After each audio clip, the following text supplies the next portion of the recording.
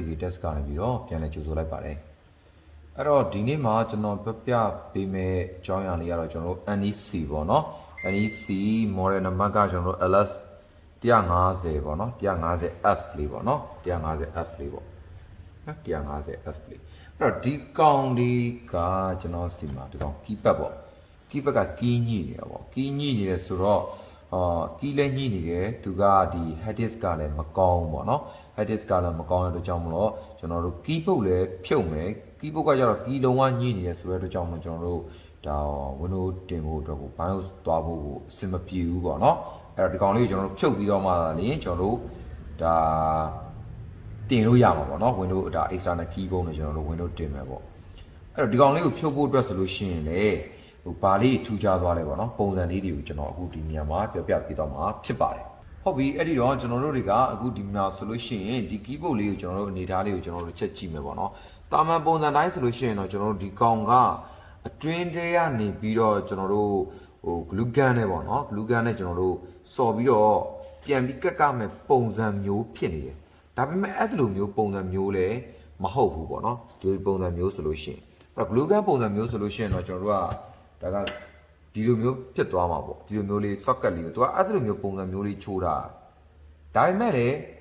အဲ့လိုမျိုးလည်းမဟုတ်ဘူးပေါ့နော်အဲ့လိုမျိုးမဟုတ်ဘူးဆိုတော့ဟိုဘယ်လိုမျိုးလဲအပြင်ကနေရောတပြည့်ဒီလိုမျိုး keyboard လိုမျိုးကျွန်တော်တို့ဒီမှာဟိုအထောက်လေးတွေနဲ့ပေါ့နော်ဖြုတ်လို့ရသလားဆိုတော့လေအဲ့လိုမျိုးလည်းမဖြစ်ဘူးပေါ့အဲ့တော့မဖြစ်ဘူးဆိုတော့ तू ကဘယ်လိုမျိုးပုံစံမျိုးလေးလဲဆိုတော့နည်းနည်းလေးစမ်းနေတယ်ပေါ့နော်အဲ့တော့ဒီ NEC လေးမှာကျွန်တော်တို့ဒီကောင်လေးပေါ့နော်ဖြုတ်မယ်ဆိုလို့ရှိရင် तू ကကျွန်တော်တို့ glue gun ပုံစံမျိုးရောကျွန်တော်တို့ရိုးရိုးပုံစံမျိုးရောတွဲထားတဲ့ပုံစံမျိုးလေးဖြစ်ဒီကော်ကြီးပါကျွန်တော်တို့ကအကုန်လုံးခွာပလိုက်ရအောင်ဟုတ်ပြီနော်အဲ့တော့အကုန်လုံးကော်ပါကျွန်တော်တို့အကုန်လုံးခွာပလိုက်ရမယ်ပုံစံမျိုးလေးရှိတယ်အဲ့တော့အဲ့ကောင်လေးကိုလည်းကျွန်တော်တို့ခွာမယ်ပြီးတော့ဒီကောင်မှာကနောက်တစ်ချက်ကဘာလဲဆိုတော့ head disk ကလည်းမကောင်းဘူးအဲ့တော့ကျွန်တော်တို့ SSD လည်းလဲမယ်ဟုတ်ပြီနော်အဲ့တော့ SSD လည်းလဲမယ်အဲ့တော့ SSD လဲဖို့အတွက်ဒီ head disk ကရော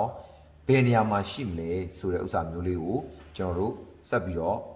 မှထပ်ပြီးတော့လေ့လာမယ်ပေါ့နော်အဲ့တော့လောလောဆယ်အရင်ဆုံးကျွန်တော်တို့ keyboard လေးအရင်ဆုံးဖြုတ်မယ်အဲ့ keyboard ဖြုတ်မယ်ဆိုလို့ရှိရင်တော့ကျွန်တော်တို့ဒီကောင်လေးကိုကျွန်တော်တို့ပိတ်လိုက်မယ်ဒီကောင်လေးမှာကတော့ကျွန်တော်တို့ sorry ရဒီကောင်လေးက customer လာပို့တယ်ကျွန်တော်စီမှာပေါ့နော်ဒီကောင် battery မပါလာဘူးပေါ့နော်အဲ့ကျွန်တော် keyboard ဖြုတ်မယ်ဆိုတော့ keyboard ဒီတစ်ဒန်းလုံးကျွန်တော်တို့ဖြုတ်ပါနော်ဒီကောင်လေးဒီကောင် key လေးလုံးကျွန်တော်တို့ဖြုတ်ပါနော်ကျန်တဲ့ key တွေကျွန်တော်တို့ဖြုတ်စရာမလိုဘူးပေါ့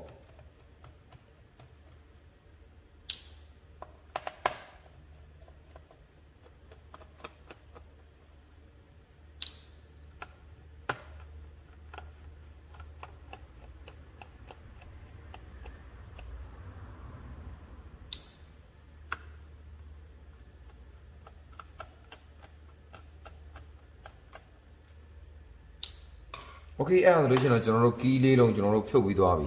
အဲ့ဖြုတ်ပြီးသွားတဲ့အခြေအနေမျိုးမှာကျွန်တော်တို့တွေကဘာလုပ်ရမလဲဆိုတော့ကျွန်တော်တို့ကဒီဘေးနောက်လေးမှာပေါ့နော်ကျွန်တော်တို့ကော်အထစ်ရာလေးရှိတယ်เนาะကော်ကတ်အဲ့လိုမျိုးလေးအဲ့တော့ဟိုဒီဘက်မှာလည်းရှိတယ်ပေါ့နော်ကျွန်တော်တို့အဲ့ကောင်လေးကိုကျွန်တော်တို့ဖွာလေးကျွန်တော်တို့ခွာเนาะကျွန်တော်တို့ခွာအဲ့ဒါလေး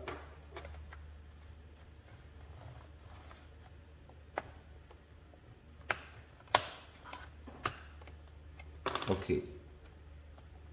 ဒါဆိုလို့ရှိရင်သူချက်လိုက်ကွာလာပြီပေါ့နော်โอเคအဲ့တော့ဒီမှာကျွန်တော်တို့ဖြုတ်လိုက်မယ်ပေါ့နော်ဖြုတ်လိုက်မယ်အဲ့တော့ဒီ design လေးကိုစမ်းတာပေါ့နော်သူကဒီမှာကော်နဲ့လေအပေါ်ကနေပြန်ကတ်ထားရတယ်ဆိုတော့ချို့တလေဆိုတော့မှားပြီးတော့အပြင်အကုန်လုံးခွာထုတ်ပြီးတော့မှမဟုတ်ဘူးဆိုလို့ရှိရင်ဒီဟိုအကုန်လုံးပေါ့နော်စကူတွေအကုန်လုံးတစားစီလိုက်ဖြုတ်နေစရာမလိုအောင်လို့ဒါလေးကိုကျွန်တော်ပြခြင်းဖြစ်တယ်အဲ့တော့ဒီ keyboard လေးကတော့ကျွန်တော်တို့ဖြုတ်တဲ့ပုံစံလေးကတော့ဒီလိုမျိုးလေးပေါ့နော်အဲ့တော့ကျွန်တော်တို့ keyboard တော့ကျွန်တော်တို့ဖြုတ်ပြီးသွားပြီပေါ့ keyboard ဖြုတ်ပြီးသွားပြီဆိုလို့ရှိရင်တော့ကျွန်တော်တို့တွေကဘယ်ဆက်သွားမလဲဆိုကျွန်တော်တို့သူ့ရဲ့ head drive လေးပေါ့နော် head disk လေးကိုကျွန်တော်တို့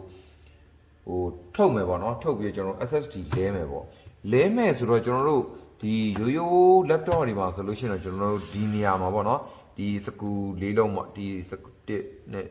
3 4ပေါ့5ဒီစကူ5လုံးကျွန်တော်ဖြုတ်လိုက်ပြီးဆိုတော့အဲ့ထဲမှာ RAM လည်းရှိမယ် SSD လည်းရှိမယ်เนาะဒါပေမဲ့ဒီနေရာမှာကကြတော့ကျွန်တော်တို့တွေကဒီ set ကလေးမှာပေါ့နော်ဒီ set မှာပေါ့ဒီ NEC model number LS150F ပေါ့ဒီနေရာမှာဆိုလို့ရှိရင်တော့ဒီထဲမှာသူကထည့်ထားတာမဟုတ်ဘူး head disk ကိုเนาะအဲ head disk ကိုဘယ်မှာထည့်ထားလဲဆိုတော့ကျွန်တော်တို့ဒီ battery ရဲ့ဒီနေရာလေးမှာထည့်ထားဟုတ်ပြီเนาะဒါ battery ဥစ္စာဒါ head disk လေးပေါ့ဒီ head disk လေးအဲ့တော့ဒီ head disk လေးကိုပါကျွန်တော်တို့ကဖြုတ်မယ်ပေါ့เนาะအဲ့တော့ဖြုတ်ဖို့တော့ဆိုကျွန်တော်တို့ဒီမှာစကူနှလုံးလေးကိုကျွန်တော်တို့အသားရလေးဖြုတ်လိုက်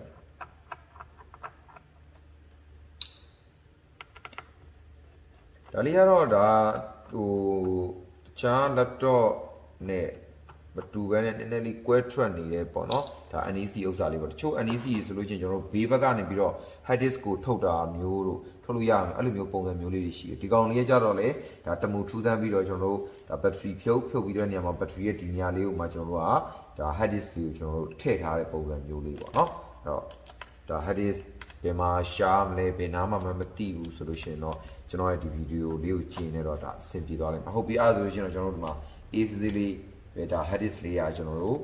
ထွက်လာပြီပေါ့နော်အဲ့တော့ဟုတ်ပြီအဲ့တော့ဒီနေ့မှာတော့ကျွန်တော်ဒါ keyboard လေးကိုဒါဖြုတ်ပြီးတော့ဟိုဖြုတ်တဲ့နည်းလေးနဲ့ကျွန်တော်တို့ဒါ hard disk လေးဖြုတ်တဲ့ပုံစံမျိုးလေးကိုကျွန်တော်ပြပြပေးသွားတာဖြစ်ပါတယ်အဲ့တော့အားလုံးကိုကျေးဇူးအများကြီးတင်ပါတယ်